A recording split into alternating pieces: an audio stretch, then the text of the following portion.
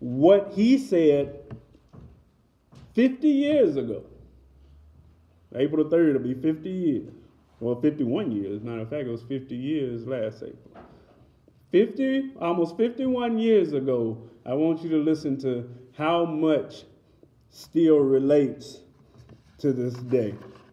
And I will try to read it in a way that will keep your attention. But what I do want you to do, and you definitely don't have to do it the whole time or don't have to do it at all, but I would like for you to just close your eyes and think about how much these words can be as relative today as they were then.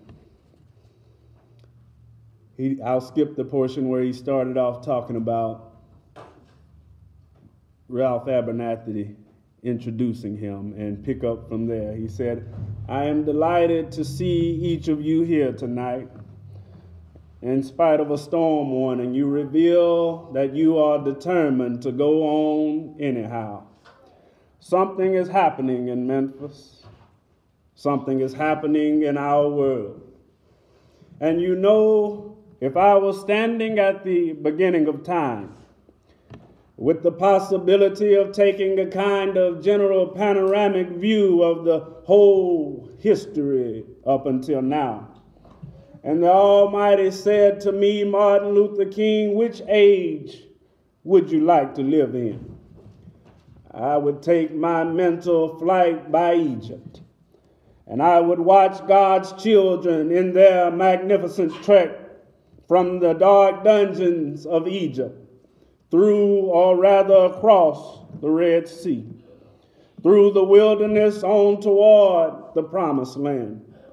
And in spite of its magnificence, I wouldn't stop there. I would move on by Greece and take my mind to Mount Olympus. And I would see Plato, Aristotle, Socrates, Euripides, and Aristophanes assembled around the Parthenon. And I would watch them around the Parthenon as they discussed the great and internal issues of reality. But I wouldn't stop there. I would go on even to the great heyday of the Roman Empire, and I would see developments around there through various emperors and leaders. But I wouldn't stop there. I would even come up to the day of the Renaissance and get a quick picture of all that the Renaissance did for the cultural aesthetic life of man. But I wouldn't stop there. I would even go by the way that the man for whom I am named had his habitat. And I would watch Martin Luther as he tacked his 95 Thesis on the door of the church of Wittenberg. But I wouldn't stop there. I would come on up even to 1863 and watch a vacillating president by the name of Abraham Lincoln finally come to the conclusion that he had to sign the Emancipation Proclamation. But I wouldn't stop there. I would even come up to the early 30s and see a man grappling with the problems of bankruptcy of his nation and come with an eloquent cry that we have nothing to fear but fear itself. But I wouldn't stop there. Strangely enough, I would turn to the Almighty and say, if you would allow me to live just a few years in the second half of the 20th century, I'd be happy. Now, that's a strange statement to make because the world's all messed up. The nation is sick. Trouble is in the land, confusion all around. That's a strange statement, but I know somehow that only when it is dark enough can you see the stars. And I see God working in this period, the 20th century, in a way that men in some strange way are responding. Something is happening in our world. The masses of people are rising up. And wherever they are assembled today, whether they are in Johannesburg, South Africa, Nairobi, Kenya, Accra, Ghana, New York City, Atlanta, Georgia, Jackson, Mississippi, or Memphis, Tennessee. The cry is always the same. We want to be free. And another reason that I'm happy to live in this period is that we have been forced to a point where we are going to have to grapple with the problems that men have been trying to grapple with throughout history. But the demands didn't force them to do it. Survival demands that we grapple with them. Men for years have been talking about war and peace, but now no longer can we just talk about it. It is no longer a choice between violence and nonviolence. In this world, it's nonviolence or non-existence. That is where we are today. And also in the human rights revolution. If something isn't done and done in a hurry to bring the colored people of the world out of their long years of poverty, their long years of hurt and neglect, the whole world is doomed. Now I'm happy that God has allowed me to live in this period to see what is unfolding. And I'm happy that He's allowed me to be here today. I can remember when Negroes were just going around, as Ralph had said so often, scratching where they didn't itch and laughing when they were not tickled. But the day is all over now. We mean business now, and we're determined to gain our rightful place in God's world. And that's all this whole thing is about. We aren't engaged in any negative protest or any negative arguments with anybody. We are saying that we are determined to be men. We are determined to be people.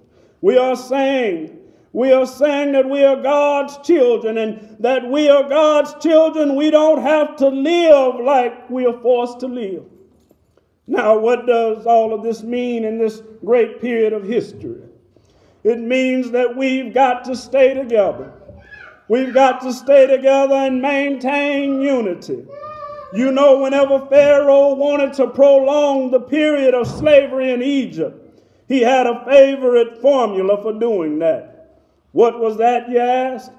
He kept the slaves fighting amongst themselves. But whenever the slaves get together, something happens in Pharaoh's court. And he cannot hold the slaves in slavery. When the slaves get together, that's the beginning of getting out of slavery. Now, let us maintain unity. Secondly, let us keep the issues where they are. The issue is injustice. The issue is the refusal of Memphis to be fair and honest in dealing with its public servants, who happen to be sanitation workers. Now we've got to keep attention on that. That's always the problem with a little violence. You know what happened the other day, and the press dealt only with the window breaking. I read the article. The very seldom got around to mentioning the fact that 1,300 sanitation workers are on strike, and that Memphis is not being fair to them, and that Mayor Loeb in his dire need of a doctor. They didn't get around to that. Now we're going to march again, and we've got to march again in order to put the issue where it's supposed to be, and force everybody to see that there are 1,300 of God's children here suffering, sometimes going hungry, going through dark and dreary nights, wondering how this is going to work out. That's the issue. And we've got to say to the nation, we know how it's going to come out.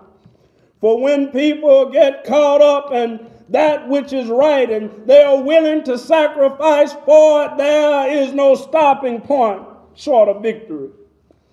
We aren't going to let any mace stop us. We are masters in our nonviolent movement in disarming police forces. They don't know what to do. I've seen them so often. I remember in Birmingham, Alabama, when we were in the majestic struggle there, We would move out of the 16th Street Baptist Church day after day by the hundreds, and we would move out. And Bull Connor would tell them to send the dogs forth, and they did come. But we just went before the dogs singing, ain't nobody gonna turn me around. Bull Connor next would say, turn the fire hoses on. And as I said to you the other night, Bull Connor didn't know history. He knew a kind of physics that somehow didn't relate to the transphysics that we know about. And that was the fact that there was a certain kind of fire that no water could put out. And we went before the fire hoses. We had known water. If we were Baptist or some other denomination, we had been immersed. If we were Methodist and some other denominations, we had been sprinkled. But we knew water. That couldn't stop us. And we just went on before the dogs, and we would look at them, and we'd go on before the water hoses, and we would look at it, and we just go on singing, over my head I see freedom in the air. And then we would be thrown into paddy wagons. And sometimes we were stacked in there like sardines in a can. And they would throw us in, and old Bull would say, take them off. And they did. And we would just go on the paddy wagon singing, we shall overcome. And every now and then we'd get in jail, and we'd see the jailers looking through the windows, being moved by our prayers and being moved by our words or our songs. And there was a power which Bull Connor couldn't adjust to. And so we ended up transforming Bull into a steer. And we won our struggle in Birmingham. Now we've got to go on into Memphis, just like that. I call upon you to be with us when we go out on Monday. Not about injunctions. We have an injunction that we're going into court with tomorrow morning to fight this illegal, unconstitutional injunction. All we have to say to America is be true to what you said on paper. If I lived in China or even in Russia or any totalitarian country, maybe I could understand some of these illegal injunctions. Maybe I could understand the denial of certain basic First Amendment privileges because they hadn't committed to those things over there. But somewhere I read of the freedom of assembly. Somewhere I read of the freedom of speech. Somewhere I read of the freedom of press. Somewhere I read that the greatness of America is the right to protest for right. And so just as I say we aren't going to let any dogs or any water hoses turn us around, we aren't going to let any injunctions turn us around. We're going on. We need all of you. And you know what's beautiful to me is to see all of these ministers of the gospel. It's a marvelous picture. Who is it that is supposed to articulate the longings and aspirations of the people more than the preacher? Somehow the preacher must have a kind of fire shut up in his bones. And whenever injustice is around, he tell it. Somehow the preacher must be an Amos and saith, when God speaks, who can but prophesy? Again with Amos, let justice roll down like waters and righteousness like a mighty stream. Somehow the preacher must say with Jesus, the Spirit of the Lord is upon me, because he hath anointed me, and he has anointed me to deal with the problems of the poor. And I wanted to commend the preachers under the leadership of these noble men. He's been kicked out of universities for his struggle, but he's still going on, fighting for rights of his people. Reverend Ralph Jackson and Billy Knowles, and I could go on down the list, but time will not permit. But I want to thank all of them, and I want to thank them because so often preachers aren't concerned about anybody but themselves. And I'm always happy to see a relevant ministry.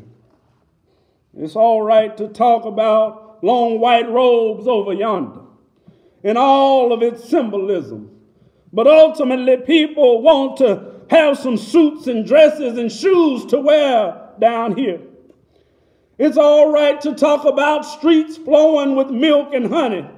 But God has commanded us to be concerned about the slums down here and his children who can't eat 3 square meals a day. It's all right to talk about the New Jerusalem. But one day God's preacher must talk about the new New York, the new Atlanta, the new Philadelphia, the new Los Angeles, the new Memphis, Tennessee. That is what we have to do. Now, the other thing we'll have to do is this. Always anchor our external direct action with the power of economic withdrawal. Now, we are a poor people individually. We are poor when you compare us to the white society of America. We are poor, but never stop and forget that collectively. That means all of us together. Collectively, we are richer than all of the nations in the world with the exception of 9. Did you ever think about that? After you leave the United States, the Soviet Union, Great Britain, West Germany, and France, and I could name the others, the American Negro collectively is richer than most nations of the world. We have an annual income of more than $30 billion a year, which is more than all of the exports of the United States and more than the national budget of Canada. Did you know that? That's right. That's power right there, if you know how to pool it. We don't have to argue with anybody. We don't have to curse and go around acting bad with our words. We don't need any bricks and bottles. We don't need any Molotov cocktails. We just need to go around to these stores and to these massive industries in our industry and say, God sent us by here to say to you that you're not treating his children right. And we've come by here to ask you to make the first item on your agenda fair treatment where God's children are concerned. Now, if you're not prepared to do that, we have an agenda that we must follow. And our agenda calls for withdrawing economic support from you.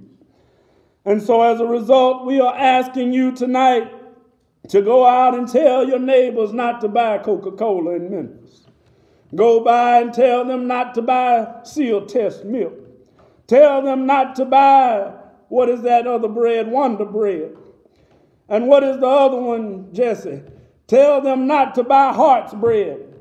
As Jesse Jackson has said, up until now, only the garbage men have been feeling the pain. Now we must redistribute that pain. We are choosing these companies because they haven't been fair in their hiring policies, and we are choosing them because they can begin the process of saying that they are going to support the needs and the rights of these men who are on strike. And then they can move on time, downtown, to tell Mayor Lowe to do what is right. But not only that, we've got to strengthen black institutions. I call upon you to take your money out of the banks downtown and deposit your money in the Tri-State Bank. We want a bank-in movement in Memphis. Go by the Savings and Loan Association. I'm not telling you to do something that we don't do ourselves at the SCLC. Judge Hooks and others will tell you that we have an account here in the Savings and Loan Association from the Southern Christian Leadership Council.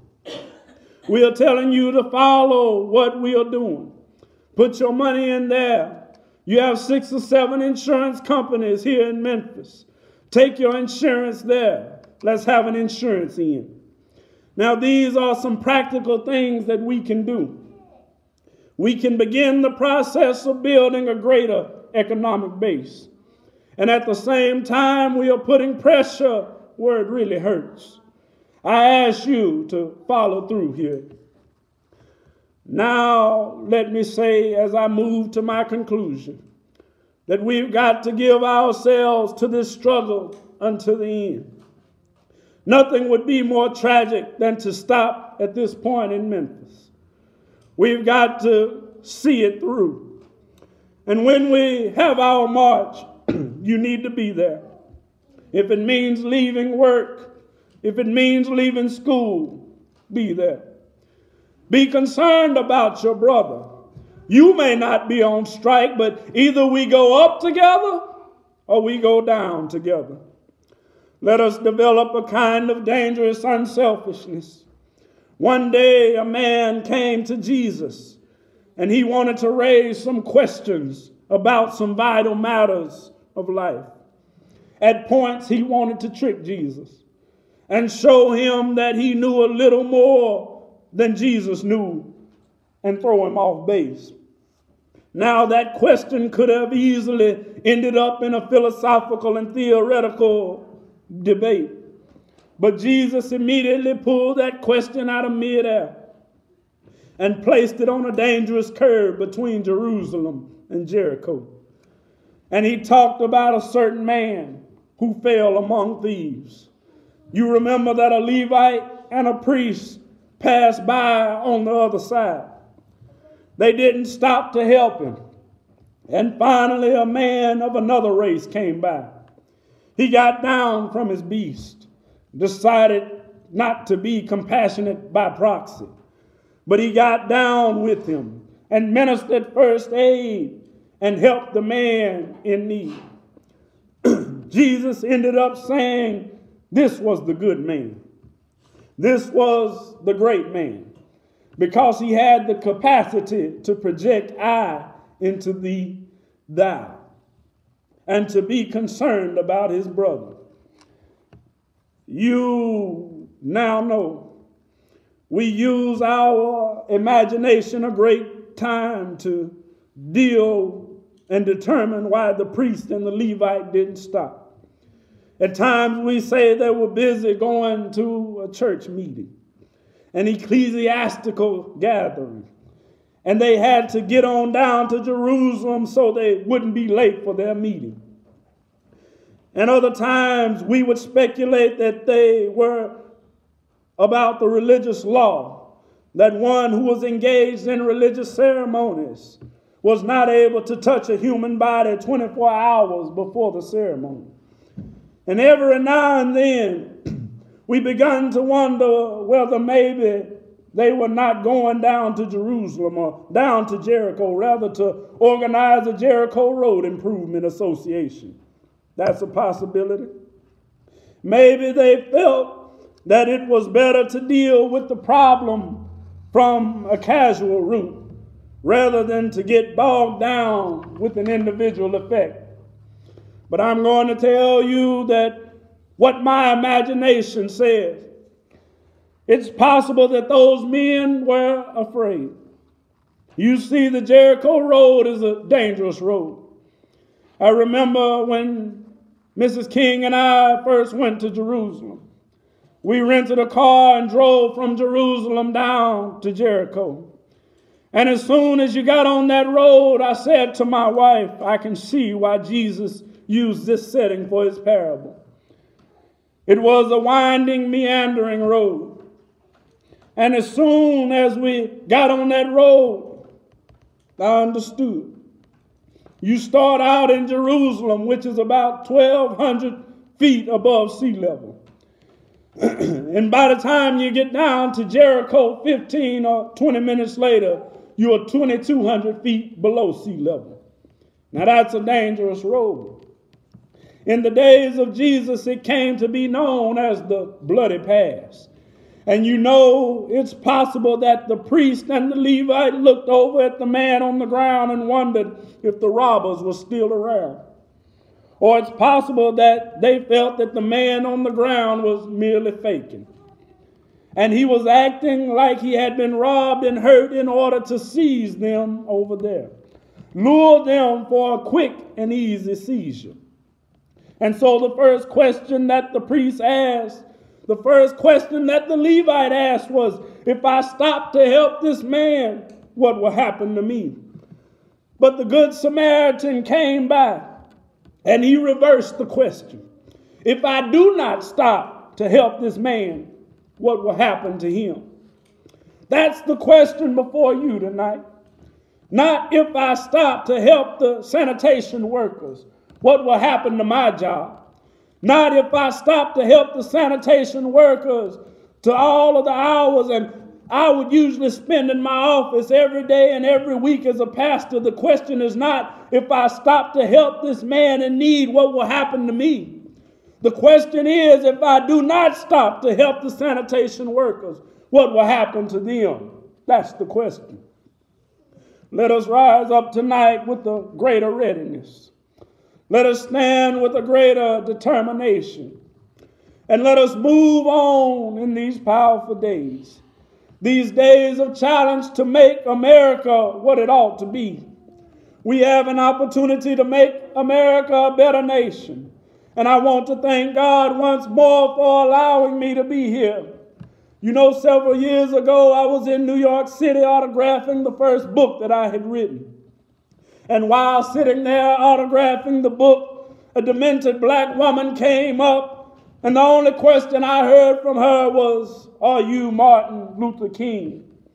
And I was there looking down, writing, and I said, "Yes." And the next minute, I felt something beating on my chest. Before I knew it, I had been stabbed by this demented woman. I was rushed to Harlem Hospital. It was a dark Saturday afternoon, and the blade had gone through. The x-ray revealed that the tip of the blade was on the edge of my aorta, the main artery. And once that's punctured, you're drowned in your own blood, and that's the end of you. It came out in the New York Times the next morning that if I had merely sneezed, I would have died. Well, about 4 days later, they allowed me, after the operation, after my chest had been opened and the blade had been taken out, to move around in a wheelchair in the hospital. They allowed me to read some of the mail that came in. And from all over the world and all over different states, kind letters came in. I read a few of them, but one of them I will never forget. I had received a letter from the president and the vice president. I've forgotten what those telegrams said. I'd received a visit and a letter from the governor of New York, but I've forgotten what that letter said. But there was another letter that came in from a little girl, a young girl who was a student at the White Plains High School. And I looked at the letter, and I'll never forget. It said simply, "Dear Dr. King, I'm a 9th grade student at the White Plains High School." And she said, "While it should not matter, I would like to mention that I am a white girl. I read in the paper of your misfortune and your suffering. And I read that if you had sneezed, you would have died. And I'm simply writing to tell you that I'm so happy that you didn't sneeze." And I want to say to you tonight, that I too am happy that I didn't sneeze. Because if I had sneezed, I wouldn't have been around here in 1960, when students all over the South started sitting in at lunch counters. And I knew that as they were sitting in, they were really standing up for the best in American dream, and taking the whole nation to those great wells of democracy which were dug deeply by our founding fathers in the Declaration of Independence and the Constitution. If I had sneezed, I wouldn't have been around here in 1961 when we decided to take a ride for freedom and ended segregation in interstate travel.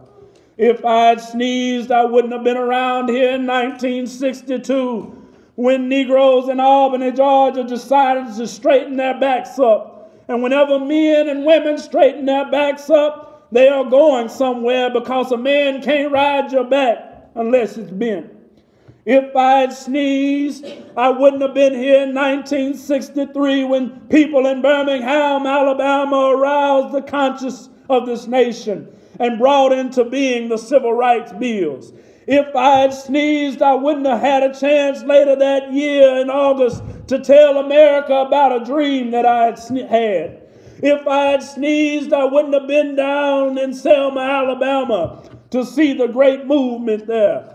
If I had sneezed, I wouldn't have been here in Memphis to see a community rally around these brothers and sisters who are suffering. I'm so happy that I didn't sneeze. And I'm telling you today, it doesn't really matter with me anymore. It really doesn't matter what happens now. I left Atlanta this morning, and as we got started on the plane, there were 6 of us. And the pilot said over the public address system that we are sorry for the delay, but we have Dr. Martin Luther King Jr. on the plane. And to be sure that all of the bags were checked and to be sure that nothing would be wrong on the plane, we had to check out everything carefully. And we've had the plane protected and guarded all night. And then I got into Memphis, and some began to say threats or talk about the threats that were out. What would happen to me from some of the sick white brothers and the threats that they had made.